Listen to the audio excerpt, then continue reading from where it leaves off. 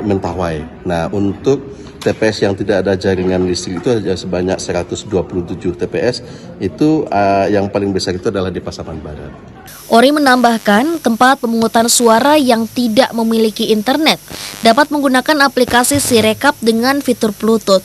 Namun kelemahan dari hal tersebut, petugas tidak bisa mempublis secara langsung hasil dari Sirekap. Dari Kota Bukit Tinggi, Jeffrey Wahyudi, TVRI Sumatera Barat. Ya saudara, informasi tadi sekaligus menjadi penutup perjumpaan kita dalam Pilihan Rakyat edisi hari ini. Akhirnya saya Akbar Syam mewakili kerabat kerja yang bertugas mengucapkan terima kasih atas kebersamaan Anda. Selamat sore dan sampai jumpa.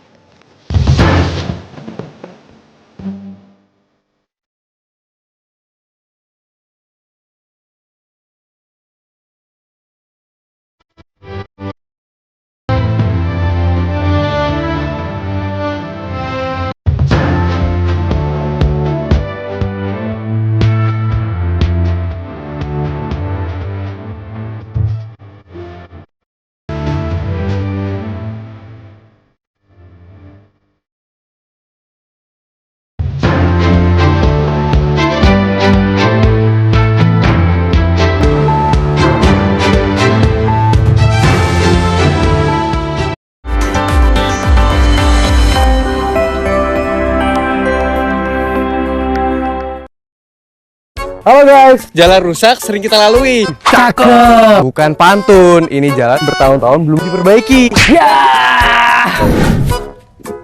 Satu lagi nih guys, janjinya selangit, benerin sekolah sulit.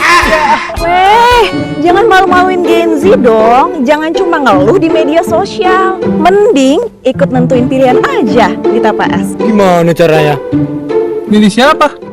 Pilih yang visi dan misinya sesuai, kenali sosok dan karakternya. Jangan lupa lihat juga rekam jejaknya. Kelas. Jangan cuma ngeluh di medsos doang ya guys. Gen Z ikut menentukan masa depan. Anak muda, melek pilkada.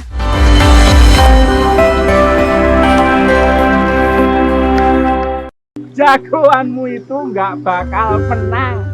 Siapa bilang nggak bakal menang? Orangnya cerdas, up to date, dermawan. Yang jelas, dia itu berwibawa. Bapak Ibu, ini adalah calon pemimpin kita. Kalau saya nanti terpilih, Bapak Ibu sekalian akan saya beri bantuan pupuk dan alat-alat pertanian lainnya. Keren. Pilih jagoanmu. Ringan tangan dalam menolong. Permisi Bu Ibu. Wah, bagus-bagus. Pokoknya kalau saya jadi modal pasti lancar. Bu kipas ya. Mantap. Yang menang jagoan. Jelas jagoan. Saya diribut kayak apa? Milih pemimpin itu kudu teliti, dikenali sosoknya, terus di screening, rekam jejaknya, dipahami visi misinya. Kalau sudah cocok, baru dipilih. Nggak usah ribut. Begitu loh demokrasi. Setuju. Aduh pancingku, wah. Aduh.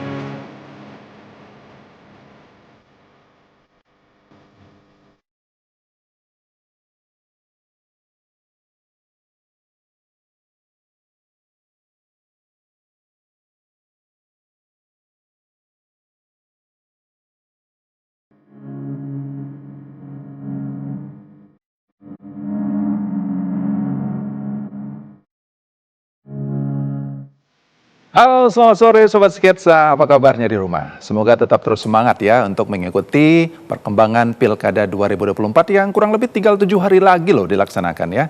Nah Sobat Sketsa, Pilkada 2024 ini bukan hanya tentunya menjadi ajang kontestasi politik di daerah ya, tetapi juga menunjukkan pengaruh besar dari apa yang disebut efek 3 presiden yang masing-masing membawa kekuatan dan jaringan politik mereka ke arena pemilihan kepala daerah dan juga pengaruhnya yang masih begitu besar tampak bergerak untuk mengamankan suara bagi kandidat tertentu di beberapa wilayah strategis. Bersama saya Fahmi Andrian, inilah Sketsa Pilkada.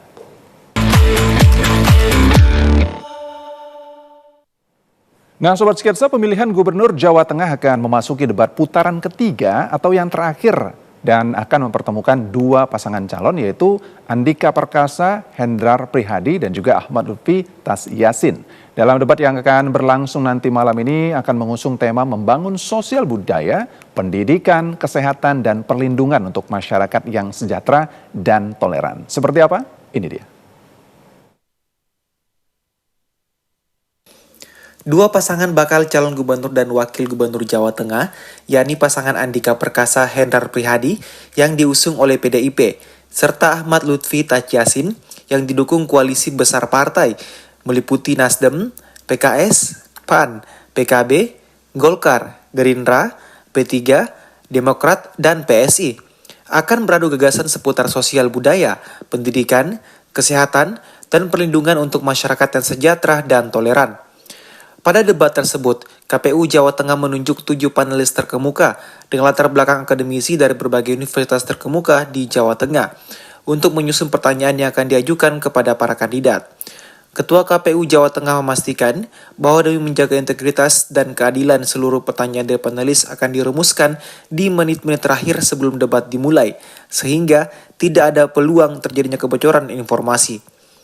Sementara itu, Pilgub Jawa Tengah 2024 juga menjadi pertarungan keduanya di tangga elektabilitas, di mana paslon nomor 1, yakni mantan Panglima TNI Jenderal Purnawirawan Andika Perkasa Hendrar Prihadi, berdasarkan data survei SMRC pada rilis 17 hingga 22 Oktober mencapai 48,1% dan meningkat 50,4% pada rilis 7 hingga 12 November.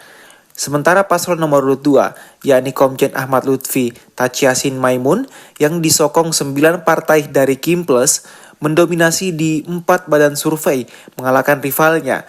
Berikut elektabilitas Pilgub Jawa Tengah selengkapnya.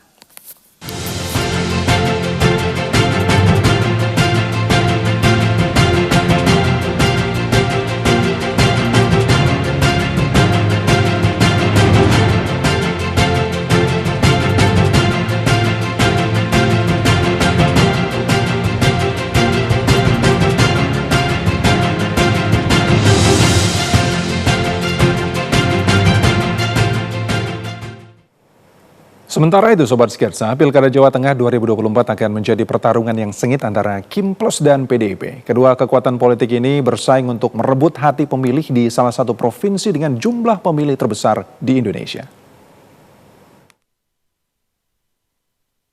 Provinsi Jawa Tengah yang sering disebut sebagai kandang banteng karena dominasi yang cukup kuat dari PDIP serta memiliki basis dukungan yang solid di berbagai daerah di Jawa Tengah. Selama beberapa tahun terakhir, kini akan berhadapan dengan Kim Plus yang terdiri dari beberapa partai politik. Meski nampak Perkasa menjadi partai pemenang pemilu 2024 dan mendominasi kursi parlemen, PDIP mengalami penurunan suara di Jawa Tengah. Di tengah kondisi yang tidak baik-baik saja, Ketua Umum Megawati Soekarno Putri mencalonkan Andika Perkasa dan Hendrar Prihadi sebagai calon gubernur dan wakil gubernur Jawa Tengah. Di sisi lain, Jokowi yang purna tugas kembali ke Solo dan melakukan aksi simbolik bertemu dengan Ahmad Lutfi dan Tas Yassin sebagai calon gubernur dan wakil gubernur pilihan Kim Plus.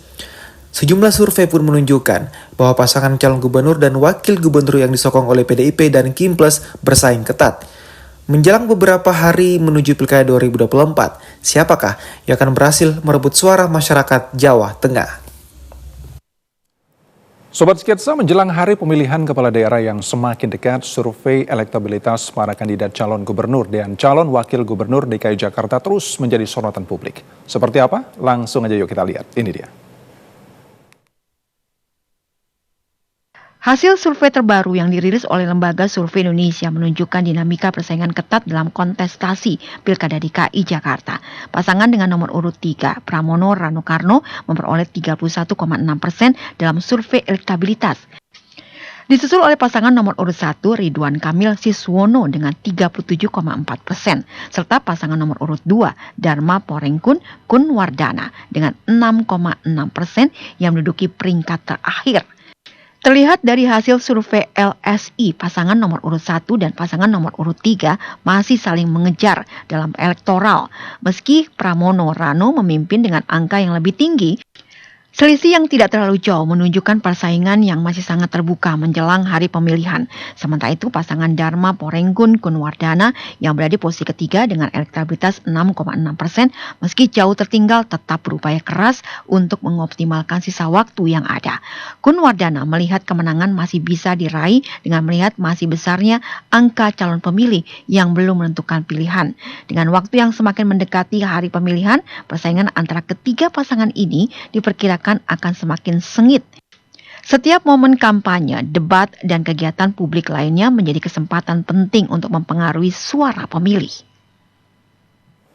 Nah, sementara itu, Sobat Sketsa melihat hasil elektoral di Jawa Barat, calon gubernur Deddy Mulyadi ini kembali mencuri perhatian dalam kontestasi politik Pilkada Jawa Barat ya. Sebagai calon gubernur, Deddy yang berpasangan dengan Erwan Setiawan menunjukkan keunggulan yang signifikan dari segi popularitas dan juga elektabilitas dibandingkan dengan rival-rivalnya. Berikut hasil survei terbaru yang dirilis oleh Lingkar Survei Indonesia atau LSI Denny Jaya. Perolehan tingkat elektabilitas dengan angka mencolok sebesar 74,6% didominasi oleh pasangan Deddy Erwan, memperlihatkan bahwa pasangan nomor urut 4 itu tak terlepas dari pengaruh dan kiprah Deddy di kancah politik Jawa Barat yang telah lama dikenal. Sedangkan di posisi kedua, pasangan Ahmad Syeku Ilham Habibie hanya berhasil meraih elektabilitas sebesar 12,0%. Perbedaan ini menunjukkan gap besar dalam tingkat penerimaan publik antara keduanya. Sementara itu, dua pasangan lain yakni Acep Adang Ruhiat dan JJ Wiradinata masih berusaha untuk mengejar ketertinggalan. Namun peluang bagi para kandidat untuk menarik simpati masyarakat masih terbuka. Terlebih dengan adanya swing voters atau pemilih mengambang yang tercatat sebesar 1,6%. Pemilih ini menjadi kunci bagi semua kandidat dalam masa kampanye yang akan berakhir pada tanggal 23 November mendatang. Sebagai calon yang dianggap kuat, Deddy Mulyadi perlu menjaga momentum dan memastikan bahwa program serta visi misinya mampu merangkul berbagai kalangan masyarakat di Jawa Barat. Dengan persaingan yang masih berjalan, semua kandidat pun banyak menawarkan janji hingga menampilkan strategi terbaiknya untuk memenangkan hati pemilih pada pilkada yang akan datang. Sobat Sketsa, saya masih punya informasi menarik lainnya tentang Pilkada 2024. Jadi tetap di sini di Sketsa Pilkada.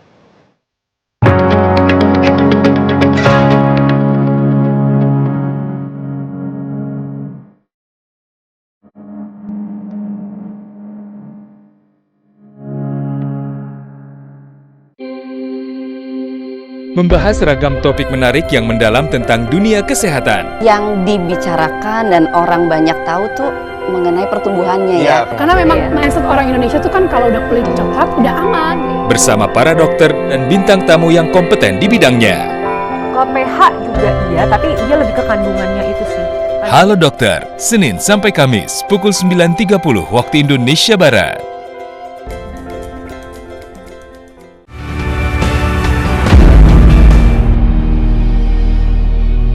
Sosok-sosok inspiratif yang memberikan manfaat bagi masyarakat, serta mengangkat realita kehidupan yang terjadi dari berbagai penjuru tanah air. Kalian melihat hijau di mana-mana, krisis air itu nyata. Hal yang berkaitan dengan upaya reforestasi selalu kita gambarkan di mana-mana. Inspirasi Indonesia, setiap hari pukul 14.30 waktu Indonesia Barat. Fokus membangun di kampung saya.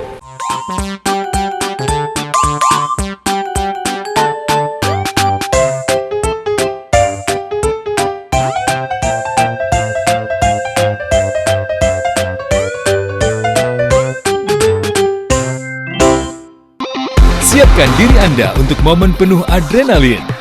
Saksikan pertandingan putaran kedua V-League Men's and Women's 2024-2025. GS Caltex Kicks versus Red Sparks. HK Pink Spiders versus Hyundai Hill State. Capco Fix Storm versus Samsung Blue Fangs. Jangan lewatkan pertandingannya 23, 24, dan 26 November 2024 hanya di TVRI Sport.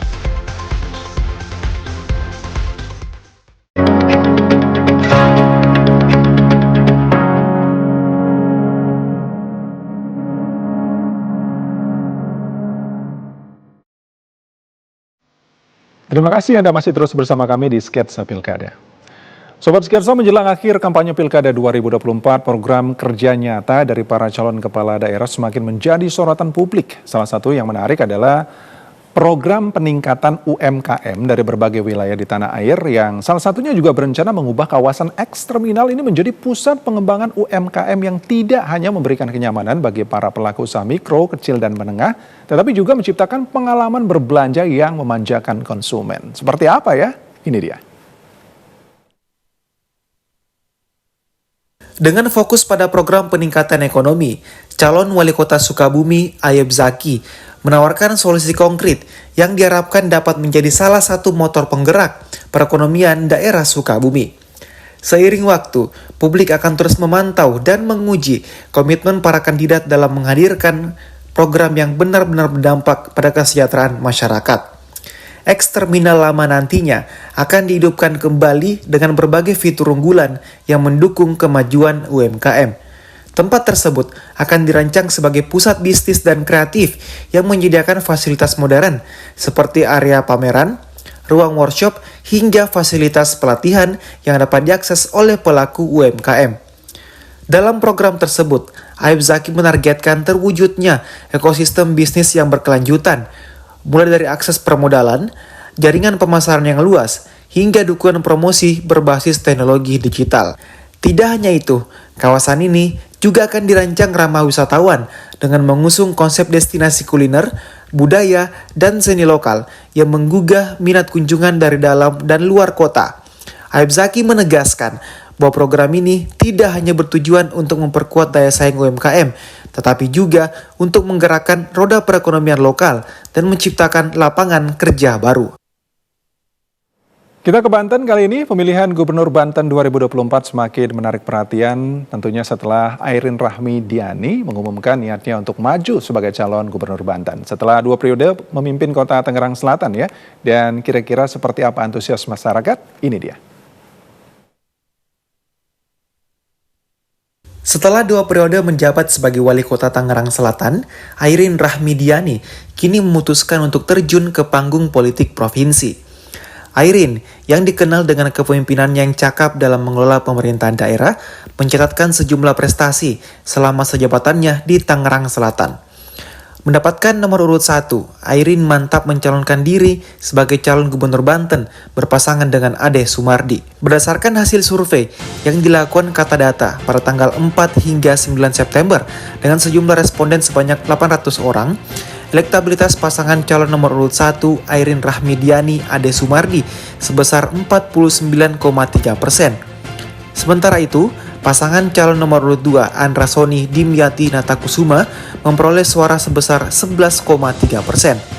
Selain itu, masih ada 39,4% responden yang tidak tahu atau tidak menjawab. Pilgub Banten 2024 dipastikan akan menjadi persaingan yang sengit pada pilkada serentak nanti. Informasi tadi sekaligus menutup perjumpaan kita pada Sketsa Pilkada hari ini. Akhirnya saya Fahmi Andrian mewakili seluruh kerabat kerja yang bertugas mengucapkan terima kasih atas kebersamaan Sobat Sketsa. Selamat sore dan sampai jumpa.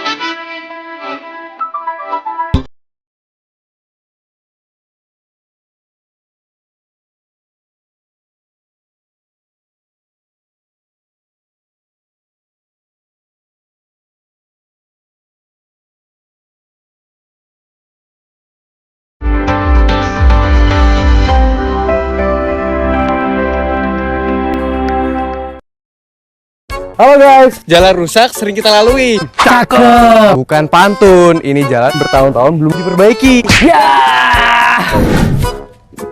Satu lagi nih guys, janjinya selangit, benerin sekolah sulit.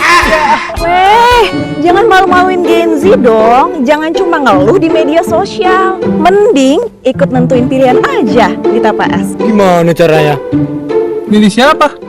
Pilih yang visi dan misinya sesuai, kenali sosok dan karakternya. Jangan lupa lihat juga rekam jejaknya. Kelas. Jangan cuma ngeluh di medsos doang ya guys. Gen Z ikut menentukan masa depan. Anak muda, melek pilkada.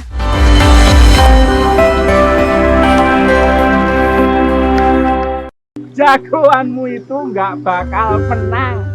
Siapa bilang nggak bakal menang? Orangnya cerdas, up to date, dermawan.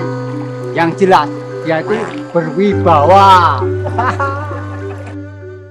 Bapak Ibu, ini adalah calon pemimpin kita. Kalau saya nanti terpilih, Bapak Ibu sekalian akan saya beri bantuan pupuk dan alat-alat pertanian lainnya. Keren. Pilih jagoanmu. Ringan tangan dalam menolong. Permisi Bu Ibu. Wah, bagus-bagus. Pokoknya kalau saya jadi modal pasti lancar. Bu, kipasnya. Mantap. Yang menang jagoan. Jelas jagoan. Saya diribut kayak apa?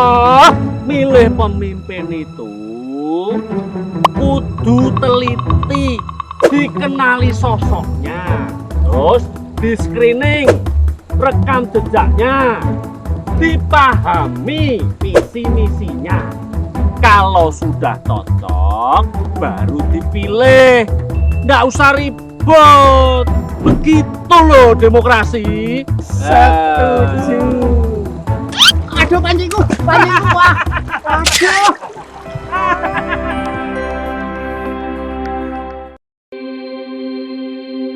Membahas ragam topik menarik yang mendalam tentang dunia kesehatan. Yang dibicarakan dan orang banyak tahu tuh mengenai pertumbuhannya ya. Karena memang mindset orang Indonesia tuh kan kalau udah kulit coklat udah aman. Bersama para dokter dan bintang tamu yang kompeten di bidangnya. Kalau pH juga iya, tapi dia lebih ke kandungannya itu sih.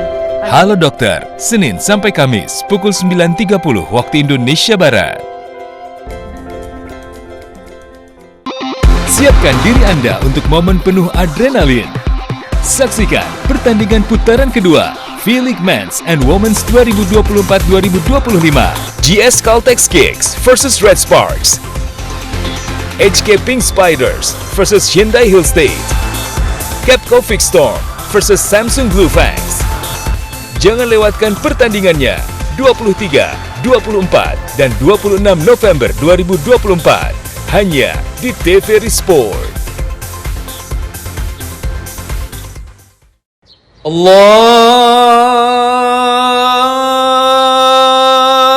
Akbar, Allahu Akbar, Allahu Akbar, Allahu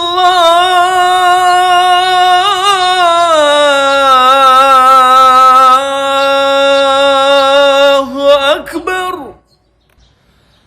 أشهد أن لا إله إلا الله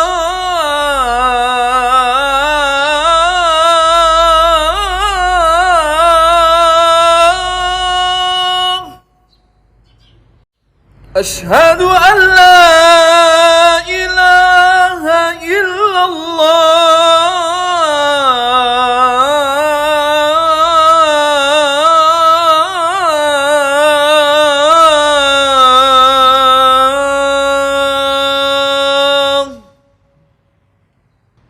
أشهد أن محمد رسول الله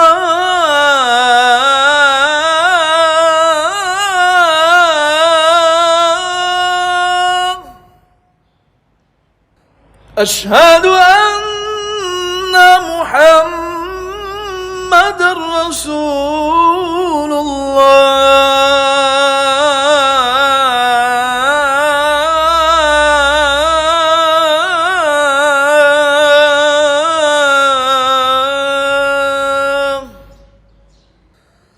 حي على Menelaah dan menelusuri sejarah peradaban umat muslim di Indonesia. Membahas perkembangan dan penyebaran agama Islam di bumi Nusantara. Untuk dijadikan sebagai bangunan benda cagar budaya. Kemudian akan berakhir kemana? Atau kalau dalam filosofi Jawa itu sangkan paraning dumadi. Jejak Islam setiap hari pukul 4 waktu Indonesia Barat.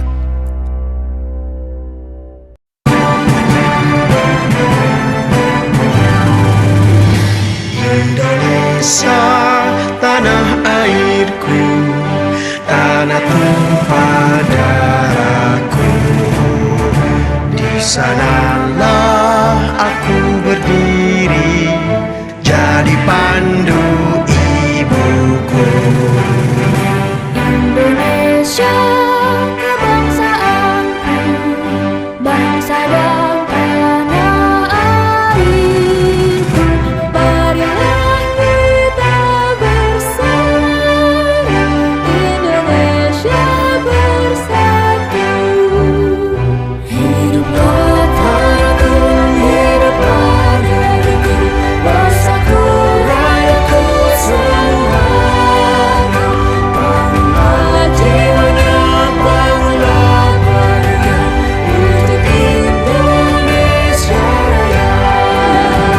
Indonesia Raya, merdeka, merdeka, tanahku, negeriku yang tercinta. Indonesia Raya, merdeka, merdeka, hiduplah Indonesia Raya. Indonesia Raya, merdeka, merdeka, tanahku, negeriku yang tercinta. Indonesia Raya, merdeka, merdeka, hiduplah Indonesia Raya.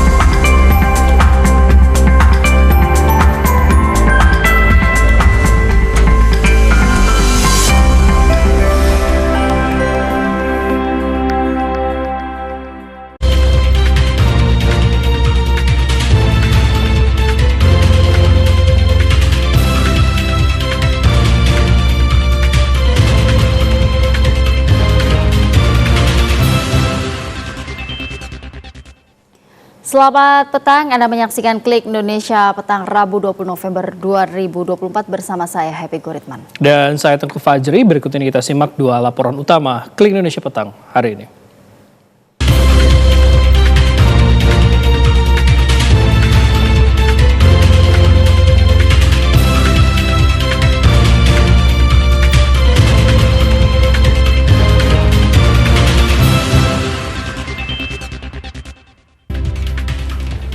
BNPB menahan pemberian bantuan untuk pengungsi erupsi Gunung Lewotobi laki-laki di Flores Timur, Nusa Tenggara Timur.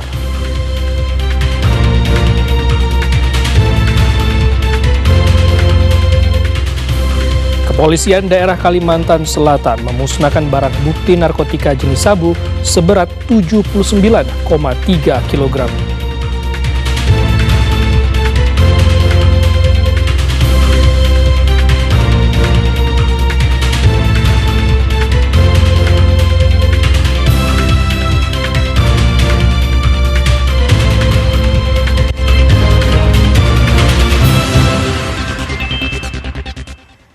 Kita ke informasi pertama. Badan Nasional Penanggulangan Bencana menahan pemberian bantuan untuk pengungsi erupsi Gunung Lewotobi laki-laki di Flores Timur, Nusa Tenggara Timur. Kepala BNPB Suharyanto mengatakan menahan pemberian bantuan karena penanganan dampak bencana erupsi membutuhkan waktu yang panjang. Badan Nasional Penanggulangan Bencana memperkuat kerjasama dalam upaya penanganan korban bencana alam di pengungsian sehingga tidak terjadi kekosongan pelayanan selama masa tanggap darurat. Kepala BNPB Suharyanto mengatakan, dalam kerjasama secara rinci dijelaskan pembagian tugas untuk klaster pengungsian, perawatan masyarakat terdampak bencana di bawah koordinator Kemensos. Selain itu, BNPB menahan pemberian bantuan untuk pengungsi erupsi Gunung Lewotobi laki-laki, Flores Timur, Nusa Tenggara Timur. BNPB menahan pemberian bantuan karena penanganan dampak bencana erupsi membutuhkan waktu yang panjang. Kepala BNPB mencontohkan bencana yang terjadi di tempat lain, yakni pengungsi tidak lagi mendapat bantuan dari non-pemerintah setelah 1 bulan. Sehingga pemberian bantuan dari pemerintah ditunda untuk memastikan kebutuhan pengungsi tetap terpenuhi hingga beberapa bulan pasca erupsi. Sebelumnya Pemkab Flores Timur mencatat sebanyak 12.366 pengungsi erupsi Gunung Lewotobi laki-laki di Flores Timur per 16 November 2024. Para pengungsi menetap di posko-posko yang disediakan pemerintah dan rumah penduduk. Sebagian dari warga Flores Timur mengungsi ke Kabupaten Sika, NTT. Badan Geologi Kementerian SDM, Pusat Vulkanologi dan Mitigasi Bencana Geologi atau PVMBG melalui pos pengamat Gunung Lewotobi laki-laki Nusa Tenggara Timur mencatat pada Rabu pukul 00 hingga pukul 6 waktu Indonesia Tengah, aktivitas erupsi Gunung Lewotobi laki-laki masih tinggi. Pemantauan aktivitas Gunung Lewotobi laki-laki secara meteorologi, cuaca cerah dan berawan. Dengan kecepatan angin bertiup lemah ke arah barat pada suhu udara 22 hingga 23 derajat Celcius. Dengan visual gunung jelas hingga kabut disertai asap kawah bertekanan kuat, teramati berwarna kelabu dengan intensitas tebal dan tinggi 2.000 hingga 3.000 meter di atas puncak kawah. Selain itu teramati letusan dengan tinggi 3.000 meter dan warna asap kelabu, dengan aliran lava ke arah timur laut sejauh kurang lebih 4.340 meter dari pusat erupsi. Sementara aliran lava ke arah barat dan barat laut sejauh 3.800 meter dari pusat erupsi. Erupsi ini berlangsung disertai pula kegempaan dengan letusan pertama dengan amplitudo 29,6 mm berdurasi 435 detik. Terjadi satu kali gempa low frekuensi dengan amplitudo 14,8 mm berdurasi 23 detik.